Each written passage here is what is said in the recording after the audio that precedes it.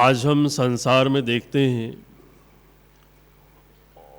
और इस बात को प्रायः विचार करते हैं कि संसार में अत्यधिक उन्नति हुई है और निरंतर होती चली जा रही है। हम सब इस उन्नति को लगातार देख रहे हैं। एक विश्लेषण करें, चिंतन करें तो ये समस्त उन्नतियों की आवश्यकता क्या है, तो एक ही उत्तर होगा कि अपने जीवन को और अधिक सुखी बनाना चाहते हैं, अपने जीवन की सुविधाओं का विस्तार करना चाहते हैं। जैसे भी आज हम हैं उससे और अधिक तीव्रता के साथ में हम कार्य करें, हमारा सामर्थ्य बढ़े। इन्हीं सब उद्देश्यों को लेकर लगातार उन्नतियां हो रही हैं। जीवन में 3 प्रकार के दुख होते हैं। आध्यात्मिक दुख, आधि भौतिक दुख और आधि दैविक दुख। इन 3 प्रकार के दुखों में जो भौतिक पदार्थों से मिलने वाला दुख है उसे हम आधि दैविक दुख कहते हैं। और वर्तमान की जितनी भी उन्नतियां हैं वो सारी उन्नतियां हमारे इस आधि दैविक दुख जो प्राकृतिक पदार्थों से प्राप्त होता है, केवल उन्हीं दुखों को दूर करने में समर्थ है। जितना भी उन उन्नतियों से दुख दूर किया जा सकता है वो हमारे केवल मात्र इस बाहर के प्रकृति से मिलने वाले दुख को दूर कर सकते हैं। सर्दी, गर्मी, भूख, प्यास, जितना भी बाह्य वातावरण का दुख है, इससे अतिरिक्त 2 प्रकार के दुख और हैं। एक परस्पर से होने वाला दुख, चाहे मनुष्यों के परस्पर के संबंधों से हो, चाहे मनुष्यों से इतर प्राणियों से हो, और उसमें भी अन्य प्राणियों से हमें दुख कम ही मिलता है। परस्पर का दुख हमारे लिए सर्वाधिक होता है, चाहे वो परिवारों के अंदर हो, चाहे समाज में हो। एक मनुष्य को दूसरे मनुष्य से मिलने वाला दुख वो हमारे जीवन में सबसे ज़्यादा होते हैं। भाई से, बहन से, पिता से, माँ से, मित्र से, समाज से, और उससे भी बढ़कर के जो दुख है वो आध्यात्मिक दुख, स्वयं को स्वयं से होने वाला दुख। एक व्यक्ति स्वयं को ही दुखी करता है, स्वयं से पीड़ित है वो।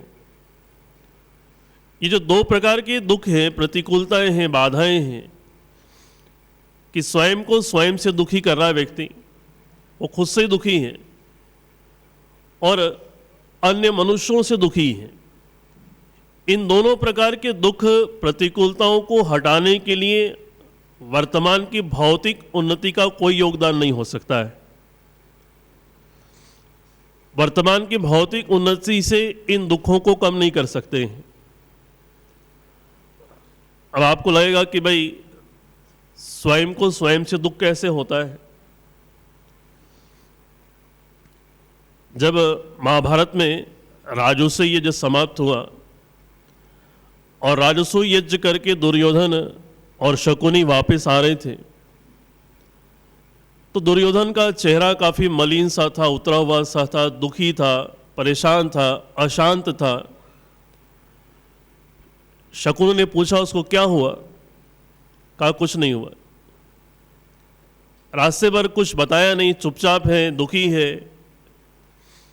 और जब अपने राज्य हस्तिनापुर पहुंचे तो शकुनी ने धृतराष्ट्र को कहा कि आपका पुत्र बड़ा परेशान है, दुखी है, वो अशांत है, पता नहीं क्या बात है। तो पिता ने पुत्र को बुलाया, पूछा भाई क्या हुआ, मैंने सुना तुम दुखी हो, परेशान हो, अशांत हो, कोई कष्ट है, सेवक तुम्हारी कोई बात नहीं मान रहे, ऐसा है, कोई सुविधाओं में तुम्हारी कमी है, इस राज्य में ऐसा कोई है तो जो तुम्हारी आज्ञाओं की अवहेलना कर रहा है, कह रहे क्या समस्या है। कहता कोई समस्या नहीं है, सारे सेवक ठीक हैं, सारी सुविधाएं हैं, सब कुछ है, कोई कमी नहीं है, फिर दुखी क्यों हो। कह रहे मैं दुखी इसलिए हूं क्योंकि मैंने राजसूय यज्ञ में देखा युधिष्ठिर का एक भव्य महल बना हुआ है, उस यज्ञ के अंदर पूरे संसार से बड़े राजा, ऋषि, मुनि वो सारे आए, भेंट चढ़ाई, उसको सम्मान दिया। उसके उस भौतिक ऐश्वर्य को देखकर, उसके मान सम्मान को देखकर मैं दुखी हूं। उसका मान सम्मान, उसका वो भौतिक ऐश्वर्य मेरे से सहन नहीं हो रहा है और मुझे अपने आप से घृणा हो रही है कि मैं इतना नीच आदमी क्यों बन गया कि उसके ऐश्वर्य को देखकर मैं दुखी हो रहा हूं। धृतराष्ट्र कैसा है, मैं उससे भी अच्छा भवन तुम्हें बना देता हूं। कह रहे मुझे भवन नहीं चाहिए। कह रहे फिर क्या चाहिए। उसके पास भवन नहीं होना चाहिए। अब ये उसकी स्थिति है, वो खुद से दुखी है, अपने आप से अशांत है, अपने आप से परेशान है और ऐसी स्थिति के अंदर भौतिक उन्नति से उसका कोई समाधान नहीं हो सकता है। और इस प्रकार के दुख हर व्यक्ति को है। हर व्यक्ति दूसरे की उन्नति से परेशान है, दुखी है, या असहयोग, अन्याय, अत्याचार, बात नहीं सुनना, बात नहीं मानना, प्रेम का नहीं होना, ठीक से बात नहीं करना, सुविधाओं का ना होना, काम नहीं करना, अनुकूलताओं का ना होना, 50 प्रकार के संबंधों के दुख हैं। और इन समस्त दुखों का उपाय क्या है। इन समस्त दुखों का उपाय केवल मात्र विद्या है। कौन सी विद्या। जो यहाँ इस प्रकार के सत्संगों में आकर के आप भजनों के माध्यम से, पूज्य स्वामी जी के प्रवचनों के माध्यम से प्राप्त करते हैं, वो विद्या ही इस प्रकार के दुखों को दूर करने में समर्थ है। आधुनिक क्षेत्र के अंदर अत्यधिक उन्नति को प्राप्त किए व्यक्ति के मन में प्राय मानसिकता आती है कि इस प्रकार के धार्मिक सत्संगों में जाकर उपलब्धि क्या है, उसकी मिलता क्या है, वहाँ हमें क्या चीज़ें मिलेंगी। प्रायः हमारे पास जो कुछ सहज रूप से उपलब्ध है उस चीज़ की एक कीमत समझ में नहीं आती, महत्व समझ में नहीं आता। आप उपनिषद काल के अंदर देखेंगे तो ये जो चर्चाएं हम या स्वामी जी महाराज, प्रदीप जी एक सहज रूप से आत्मा परमात्मा के संदर्भ में करते हैं या और विषयों को लेकर प्रेरणाएं देते हैं, इतनी वो सहज रूप से चीज़ें उपलब्ध नहीं थी।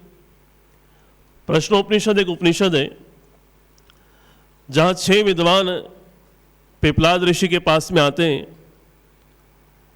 और कहते हैं, हे ऋषि, हम आपसे कुछ सीखने के लिए आए हैं, कुछ जानना चाहते हैं, कुछ हमारे प्रश्न हैं, शंकाएं हैं। तो पिपलाद ऋषि कहते हैं, ठीक है, बैठो, बताएंगे, लेकिन 1 साल तक आपको यहाँ रहना पड़ेगा, तपस्याएं करनी पड़ेगी, साधना करनी पड़ेगी, और 1 साल के बाद पूछ लेना, मेरे को आता हुआ तो बता दूंगा। इतना सहज नहीं था वो चीज़ें, और सहज नहीं होने की वजह से उसका महत्व था। आज वो चीज़ें सब जगह पर बड़ी आसानी के साथ में उपलब्ध है, इसलिए उसका महत्व नहीं है। तो इन्हीं विद्याओं से, जो आध्यात्म विद्या है, धर्म की चर्चाएं हैं, सत्संगों की विद्याएं हैं, इन्हीं विद्याओं से हम उस दुख को दूर कर सकते हैं जो हमें स्वयं को स्वयं से मिलने वाला है, मिलता है। दुखी हैं हम, और उस दुख को दूर करने का उपाय जीवन के अंदर दूसरा दिखता नहीं है। एक बार एक फिजिक्स के प्रोफेसर थे, उनका फोन आया, कहा मुझे संस्कृत पढ़नी है। मैंने कहा आप फिजिक्स पढ़ाते हैं, आप संस्कृत क्यों पढ़ना चाहते हैं, उसकी आवश्यकता क्या है? कहा एक बार मैं यूनिवर्सिटी की तरफ से किसी सेमिनार में जर्मन गया हुआ था। उन्होंने कहा कि जहां पर मैं रुका हुआ था वहां जर्मनी के कुछ छात्र थे और वो संस्कृत पढ़ते थे, तो उनको कुछ बातें समझ में नहीं आ रही थी। तो उन्होंने सोचा कि ये तो भारत से आया है, संस्कृत तो आती ही होगी। मेरे पास आए और उन्होंने कहा कि भाई आप भारत से आए हो, संस्कृत तो आप जानते ही होंगे, और हमें कुछ बातें समझ में नहीं आ रही हैं, तो आप कृपया इसका समाधान कर दीजिए। उन्होंने कहा कि उनकी बातें सुनकर मुझे इतनी शर्म आई, लज्जा से मेरा सिर झुक गया, और वहां मैं निश्चय किया कि भारत में जाकर सबसे पहले मैं संस्कृत ही सीखूंगा। तो अपनी चीजों का महत्व कई बार यहां पर समझ में नहीं आता, कहीं और जाकर के समझ में आता है। और इस बात को महर्षि दयानंद ने बड़ी अच्छी प्रकार समझा और समझाया। जब कलकत्ता के अंदर केशव चंद्र सेन इंग्लैंड की यात्रा पे जा रहे थे, तो उन्होंने एक व्यंग करते हुए ऋषि दयानंद को कहा कि मुझे दुख है कि मैं विदेश यात्रा पे जा रहा हूं, और यदि मेरे मित्र को अंग्रेजी भाषा आ रही होती तो विदेश में यात्रा करने के लिए मेरे सबसे प्रिय साथी होते। एक व्यंग किया। ऋषि उस समय अंग्रेजी को जानते नहीं थे, लेकिन वो बुद्धिमान थे, उनको अपनी संस्कृति की चीज़ों की रक्षा करने का एक भावना थी, जवाब देना आता था। और केशव चंद्र सेन को पता नहीं था कि किसके ऊपर व्यंग कर दिया।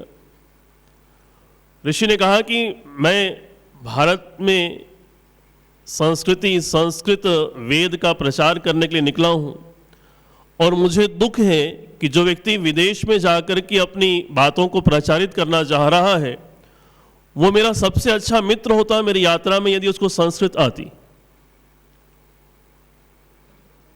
तो इस बात को समझना आवश्यक है कि आज न केवल हमारे अपने जीवनों के अंदर, समाज के अंदर, बल्कि पूरे एक मानव समाज चाहे कहीं भी हो, इस प्रकार के दुख से, जो परस्पर का दुख है, परस्पर का संघर्ष है, परस्पर की हिंसाएं हैं, वैमनस्य है, अन्याय हैं, उस प्रकार के दुख का वातावरण लगातार बढ़ता चला जा रहा है। और वहां पर हम कुछ उपाय दे सकते हैं, तो वो उपाय हमारे पास में ऋषियों ने दिए हुए हैं, बताए हुए हैं, वेदों में हैं। और यही वेदों का महत्व, इसलिए ऋषि ने कहा कि वेद को पढ़ना, पढ़ाना, सुनना, सुनाना परम धर्म है हमारा। कि यहां से इन वेदों को पढ़ करके, जान करके, समझ करके, हम जो दो प्रकार के दुखों की ओर हमारा ध्यान नहीं है, भौतिक उन्नति नहीं होनी चाहिए, ऐसा मेरा कहने का आशय नहीं है, होनी चाहिए, बहुत होनी चाहिए, अत्याधिक होनी चाहिए, इतिहास में हुई भी है, वर्तमान में भी होनी चाहिए।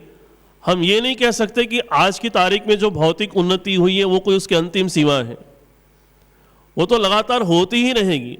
आज चांद पर पहुंचे, कल कहीं और पहुंचेंगे। आज हम पृथ्वी के चंद्र पर हैं, कल किसी और ग्रह के चंद्र पर होंगे, उसकी कोई सीमाएं नहीं है। लेकिन वो दो प्रकार के जो दुख हैं उसको दूर करने का उपाय क्या है? वो केवल मात्र इस प्रकार की चीजों से होने वाले हैं, यहां से होने वाले हैं।